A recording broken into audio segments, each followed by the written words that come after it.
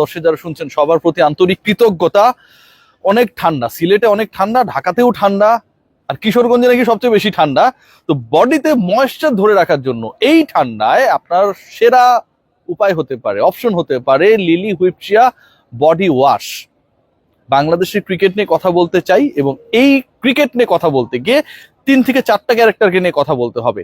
আজকে যেই ম্যাচটা কিছুক্ষণ আগে হয়েছে সেই ম্যাচে মুখোমুখি হয়েছিল রংপুর রাইডার্স, এবারের বিপিএল এর সবচেয়ে ডেকোরেটেড টিম, এবং তাদের মুখোমুখি হয়েছিল কমিটির টিম চট্টগ্রাম।